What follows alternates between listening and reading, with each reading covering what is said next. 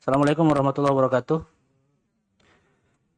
Pak Menteri, Pak Fadlizon Datua Bijo Dirajo dan Kunyang. Saya Dedi Skandar Batubara dari Sumatera Utara. Pertama saya kira Pak Menteri orang yang tepat ini jadi Menteri Kebudayaan. Karena potensinya saya kira dari paparan beliau sangat expert ya. Kemudian yang kedua, di daerah itu banyak sekali saya kira cagar budaya kita itu yang dihancurkan. Para kepala daerah atau kepala-kepala dinas kebudayaan atau kepariwisataan di daerah itu sepertinya belum melihat cagar-cagar budaya ini sebagai sesuatu yang penting. Dan termasuk juga saya kira di Medan ada beberapa yang kemudian kalau usianya sudah di atas 50 tahun kan itu sudah bisa didaftarkan. Saya kemarin baru saja mendaftarkan situs cagar budaya tempat deklarasinya Al-Wasliyah di Sumatera Utara dan sudah diterbitkan Pak Wali Kota sebagai cagar budaya karena usianya sudah 105 tahun.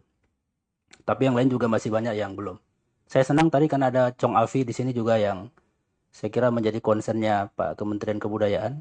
Ada juga rumah di Huta Tonga dan ada candi di Mandailing saya lihat. Kemudian yang berikutnya, saya kira pemerintah di daerah semangatnya mesti didorong sama nih dengan kementerian agar warisan-warisan kebudayaan yang ada di daerah itu terjaga dan bukan formalistik. Belakangan saya melihat cenderung kebudayaan kita ini formal saja. Kalau Hari Pendidikan Nasional kemarin pakai baju adat gitu. Tapi baju adatnya juga udah nggak sesuai gitu. Ada baju adat pakai celana jeans gitu. Kan seolah-olah nggak menghargai banget dengan kebudayaan yang ada gitu. Kalau mau pakai pakaian adat ya saya kira mesti perfect dong. 100% pakai semua.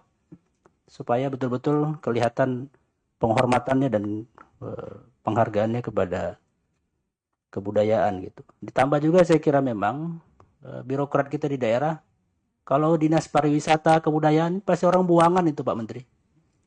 Itu yang kira-kira nggak jadi kabit di dinas PU, dinas keuangan itu. Itu dibuang ke situ tuh itu kayak azab 7 turunan udah itu.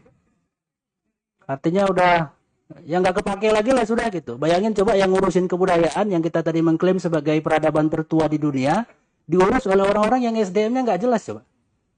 Ya kita beberapa kali kunjungan ke dinas kebudayaan pariwisata yang kita hadapi paling banyak orangnya di situ 10 orang tuh. Dari mulai cleaning service sampai kepala dinasnya. Dan saya kira ini juga mindset ini mesti diubah ini. Kalau ini menjadi sesuatu yang sangat penting. Kemudian juga beberapa taman budaya saya kira sebagai tempat-tempat pertunjukan di daerah. Sekarang itu jadi tempat tidurnya gelandangan. Biasanya kita manggung di situ baca puisi gitu. Saya kebetulan senang bikin dan baca puisi Pak Menteri. Kadang-kadang manggung udah lama sekarang tempatnya udah nggak ada lagi.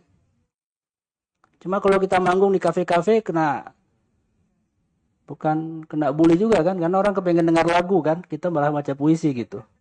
Jadi saya kira taman-taman budaya di daerah itu juga mesti tetap dipertahankan eksistensinya sebagai ruang publik untuk tempat berkreativitas. Kemudian yang terakhir ini Pak Menteri sebagai peradaban tertua, saya kira di sini nih kolaborasi yang paling penting ini. Ini mesti kita viralkan supaya famous. Ini mesti diviralkan ini bahwa kita ini peradaban tertua. Saya kira gini, materinya oleh Kementerian Kebudayaan itu di-share ke kita sehingga kemudian kita bisa bikin konten-konten yang betul-betul ilmiah sehingga kemudian kalaupun kita mengeksplor soal budaya tertua kita tidak hanya asal caplok saja tapi memang referensinya dari Kementerian Kebudayaan. Terima kasih Angku Datuk. Assalamualaikum warahmatullahi wabarakatuh.